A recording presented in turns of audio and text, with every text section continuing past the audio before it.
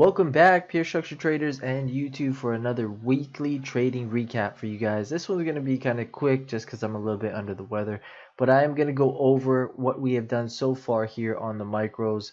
We did trade S&P 500, but we didn't trade gold this week as I haven't been feeling too well, so only took a handful of trades so far. But I will show you guys exactly where we traded, what we did, and kind of why we were looking at those areas. But before we get into that, guys, we're going to give you a breakdown of what's been happening so far on S&P 500. If you guys have not watched those market analysis videos, please go ahead and watch them before you trade. They give some good insight into where buyers and sellers may be stepping into the markets and how to look to trade the levels that we have up on the charts. But with that, guys, let's give you a recap of what we've been looking at so far here on S&P 500.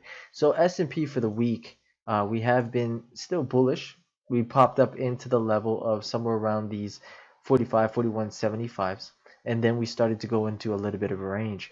So right now we're sitting at support 45.1675. I do anticipate the market may be bouncing from here and trying to retest the mid area, and then going up to 45.3475. Retesting that resistance and maybe 41.75. But if not, we may drop down to our next levels, 45.1125, and then below that 45.0225. But we have been looking at some strong bullishness. For those who do not like to trade ranges, kind of been a couple days in the range, so been a little bit hard to try to trade the areas if it's not around it when you're in your trading session. I know there is some mid levels, a little bit harder if you don't understand the micro levels, which we do definitely give a good insight into the micro levels and how to use them properly when trading. Definitely powerful. Wendy does an amazing job at helping people understand how to see that and use them. Again, if you're not too familiar with that, the major levels here are going to be your best opportunity, especially in range movement. You're going to have those major levels that give you some pretty good support and or resistance. So you're going to want to buy low and sell high within those areas. But that's what we've been looking at so far on S&P for the midweek. Let's go ahead and take a look at some of the trades that we had so far this week. So pulling this over on the micros S&P 500, moving this just a little bit over for you guys. We had a couple trades here. I'm going to move this over just a little bit so you guys can see a little bit closer in. Let me just zoom this in for you guys. So pulling this over for you guys, we did take a couple trades actually on the 27th, and we'll go over that for you guys. We did have a little bit of resistance here right around these 79 to 80s. So we did take a short opportunity as we saw a nice red bearish bar candle right there that printed and gave us an opportunity for a little bit of a short. I know we were going against trend, wanted a little bit of a fade because we're up against a little bit of a wall of resistance. So shorted 79.50 and 79. We got them down to 44.7750 and 44.7750 on the two lots there. We did take another long opportunity. This one was a little bit risky as wanted to try a breakout, but we didn't go right away. 44.8275 was the long. Took my profits early as it didn't seem like it wanted to pop up immediately. So we got it into 44.8325. Now this one is a little bit risky because it's up against resistance. I know we were bullish, but it would have been better for me to wait for the pullback up against, instead of taking the trade up against that resistance area. We had some other trade opportunities. We took a couple of shorts here. Let's move this down so you guys can see it. 78.75, 44.83, and then 44.8350, and we actually got stopped out on these three trades, one at 44.8550, the other one at 44.8550, and then at 78.75 we got stopped out at the 83.25 as well. So it took a couple stops. Wanted to use this resistance again, but it didn't necessarily go immediately. Could have took some scratch, but wanted to try to run that and didn't work out. So as we were moving up, we did see another opportunity for trade.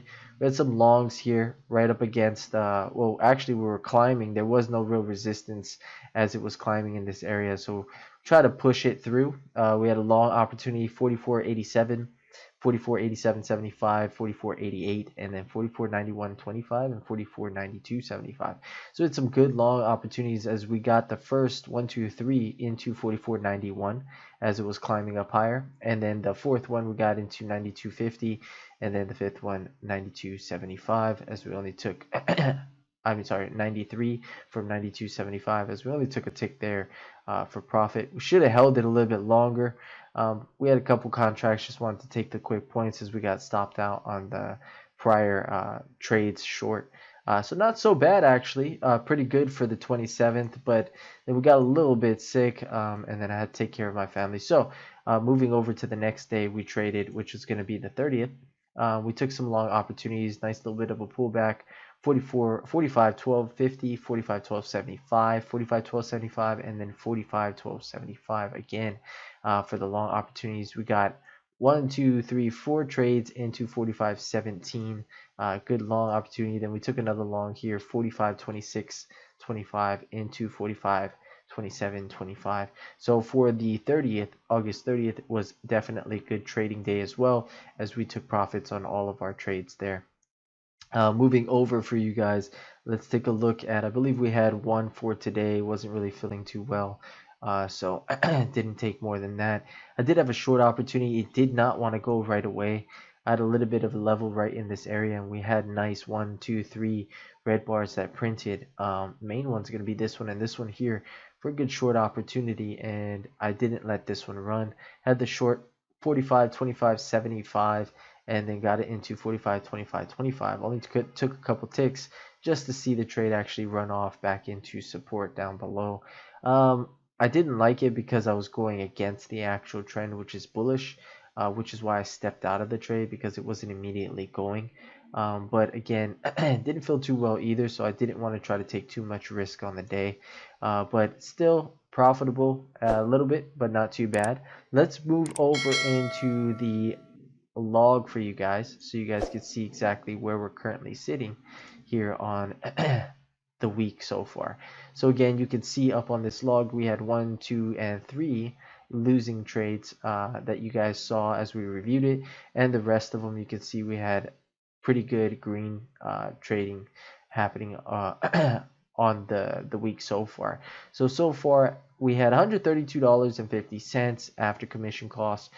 We ended 117.54 so far for the midweek. Moving down here, total number of trades taken so far for the midweek is 17. Total number of winning trades 14. Total number of losing trades 3. And you can see all those trades losing were actually, I believe, short trades. Trade win rate 82%, trade lose rate 18%. So doing very well on the pie chart you can see over here on the left hand side. Average winning trade so far is $12.68. Average losing trade $15. Largest winning trade $22.50. Largest losing trade $22.50. So we ended off last week starting balance. This week we ended off last week 512.51, so we had a starting balance this week of 512.51. So again, closed profit and loss for this week so far is 117.54 for the midweek. So we are sitting the account at 630.05.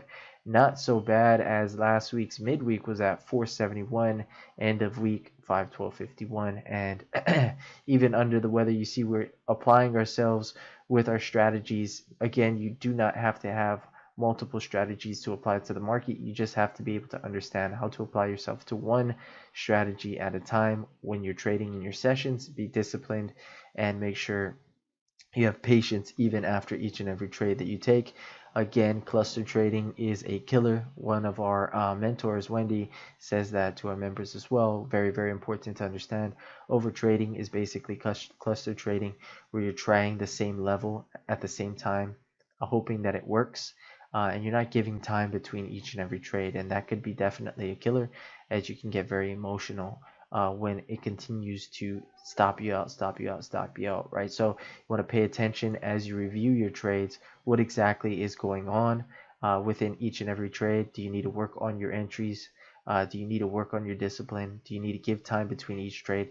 That's something you have to figure out along the way in your journey. If you do not assess that and allow yourself not only to become aware, but actually work on those things that are bad habits, you will inevitably continue to do the same thing and blow out each account that you have. So you want to pay attention to that. But not so bad on the midweek so far, guys. $630.05 is where we stand at in the account. Definitely doing very well. Again, though, if you guys do like these videos, please go ahead and smash that like button. If you are not subscribed to the channel, please go ahead and subscribe. Any questions you guys got, feel free to ask them here on YouTube. We would love to get back to you guys. If you are struggling to find consistency in trading, feel free to become a member with us at Pure Structure Trading. Take some coaching sessions, take a coaching program with us. Allow us to help you find consistency and success in trading.